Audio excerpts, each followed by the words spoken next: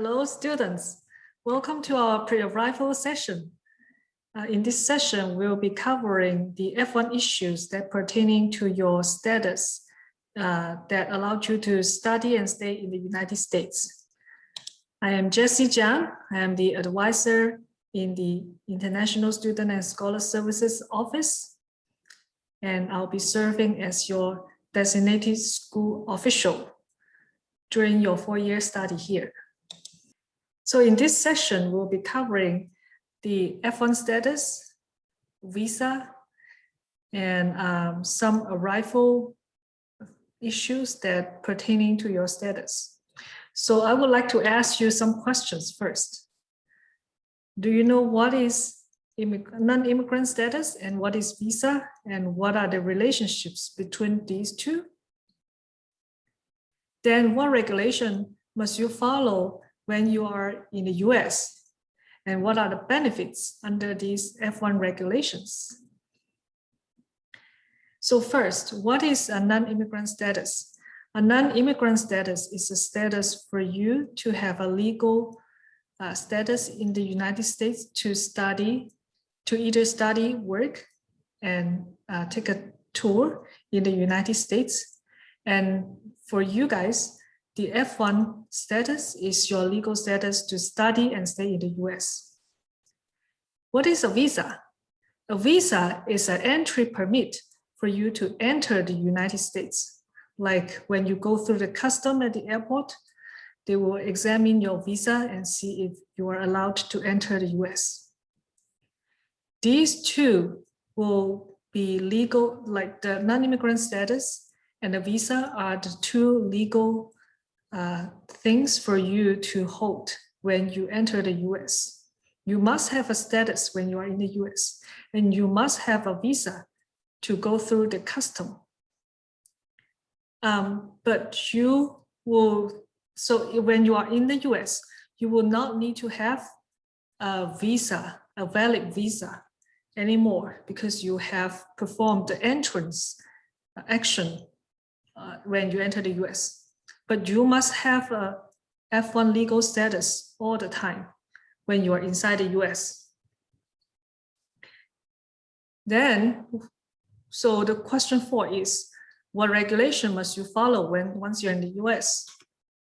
Of course, you have to follow a set of F1 regulations when you are in the US because you are under this status. And what are the benefits of being an international student in F1 status? There are a lot of benefits. First, you can study in any US institution in the United States as long as you have their admission and you have an I-20 from them.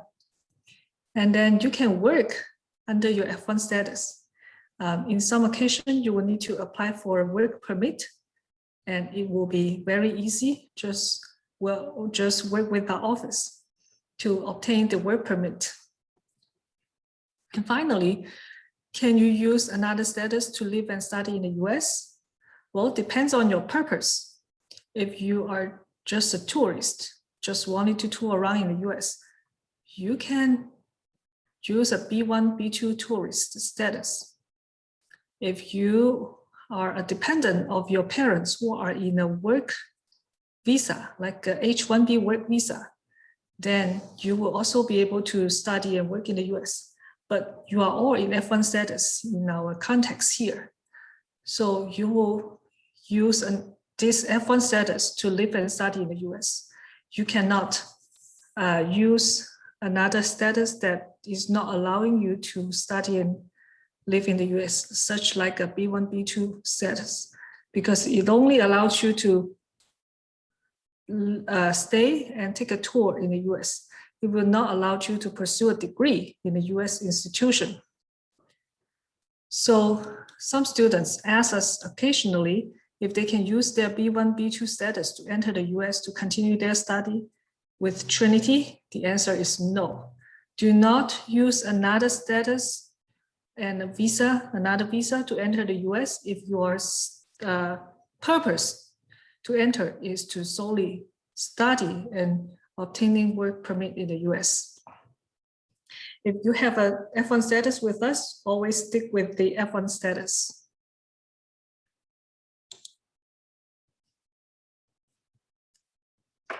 Okay, in the rest of the slides, I'll be covering some issues pertaining to your F1 status, visa, your entry to the US, and your arrival at Trinity here.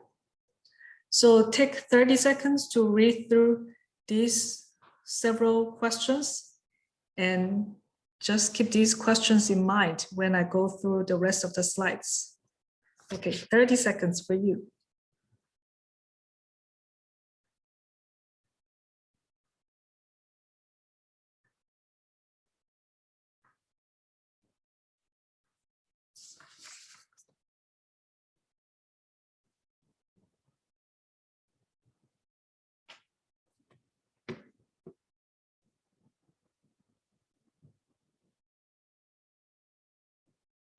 So first, I would like to do a brief introduction on your F1 status and visa issue.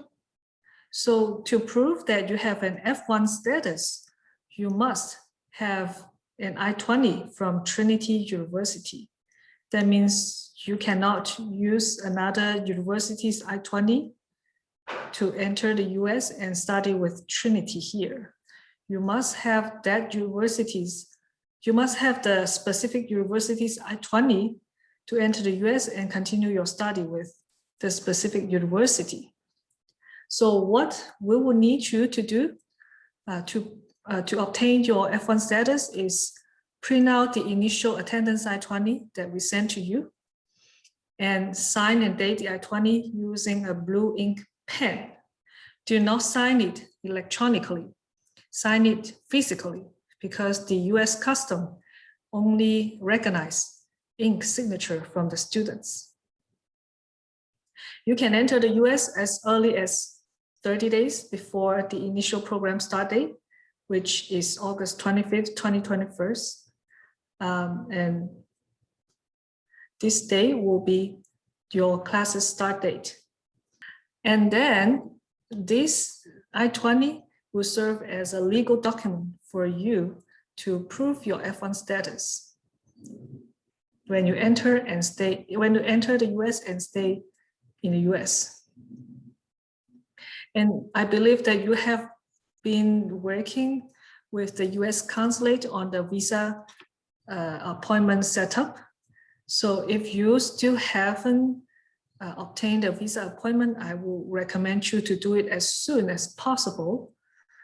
I think by the time you are viewing this video, maybe 80%, 90% of you have already obtained a visa, and the rest of you may have hard time to obtain a visa due to some uncontrollable situation. And here are my suggestions to you. So find a visa consulate, find a US consulate in your country, probably not in your city, but in other cities that allow a faster visa appointment setup. If you still have trouble obtaining a visa in your own country, some students will travel to another country to obtain a visa appointment in the US consulate in those countries, and they may get a visa faster. If you still have trouble getting the visa by trying these two ways, then I recommend you to contact our office as soon as possible for us to work out a plan for you to start your fall semester. You will either be allowed studying remotely in the entire fall semester, or be asked to defer your admission to spring 2022, or you will need to start the semester remotely. And then once you get the visa, maybe in September, October, you will be entering the US and continue your study in person. And the second link under the visa section here is the visa application procedure. And most of the visa application procedure are the same in the US consulate in different countries. So here is a general instruction. And if there is any specific instruction of the local US consulate in your city, then you will need to contact the local consulate to obtain more information. And we'll be sharing the slide later so that you can obtain the link. And if you are unable to schedule a regular visa as soon as possible, you can always request an emergency visa appointment. And in this case, ISS's office will assist you in this issue and will send you a letter of support for you to include in the visa appointment, emergency visa appointment request to be sent to the US consulate. And if you use that, hopefully they will grant you an emergency visa appointment. For this method, please contact our office at isss@trinity.edu to obtain your letter of support.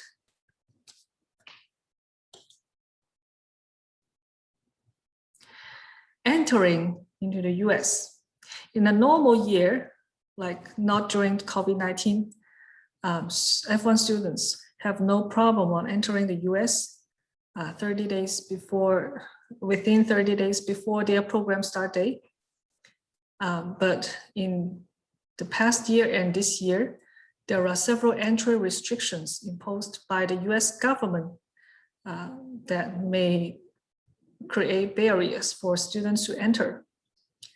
If you are students from Brazil, China, South Africa, and the Schengen area and Iran, you will, the countries in Schengen area and Iran, the US government have imposed visa entry restrictions for those people that are traveling from those countries. But luckily, F1 students from these countries are exempt from the restrictions under the national interest exemption. And you do not have to apply for this NIE to enter the US. You only need your I-20 valid visa and passport to enter the US, and you will be automatically granted national interest exemption.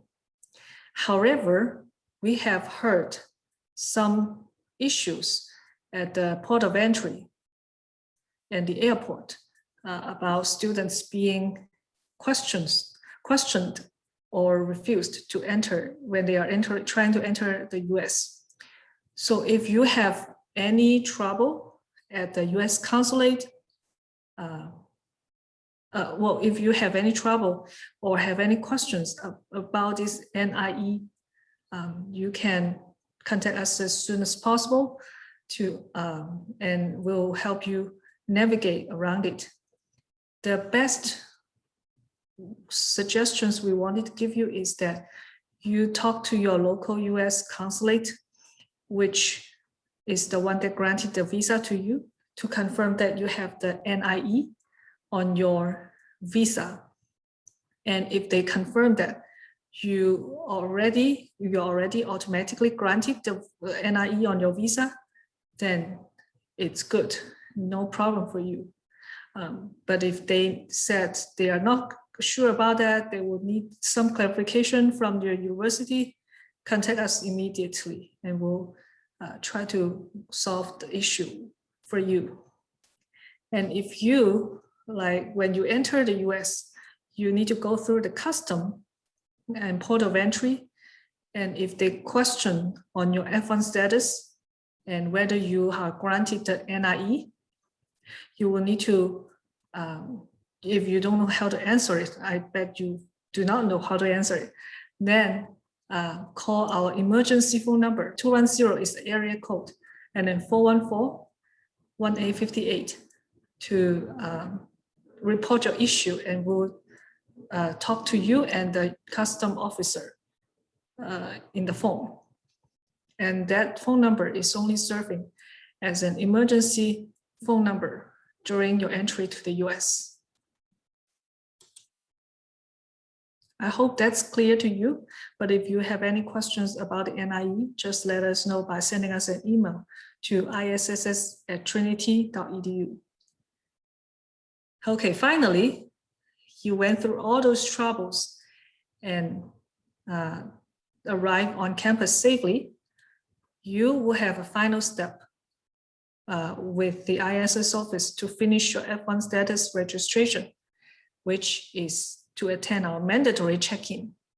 This is required by the US Citizenship and Immigration Services to ensure that students are actually arriving on campus with a valid I-20.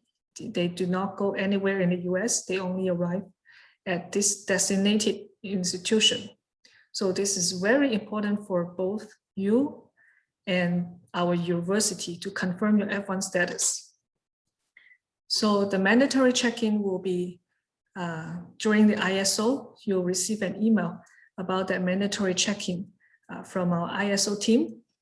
And during the check-in, you need to scan your F1 visa and the signed initial attendance I-20 to isss@trinity.edu. And after that, you will confirm your F1 status finally with our institution, Trinity University, so that we can register you in the SEVIS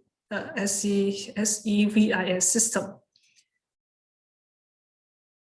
Hopefully we can answer your questions later if you have any, but here are some frequently asked questions.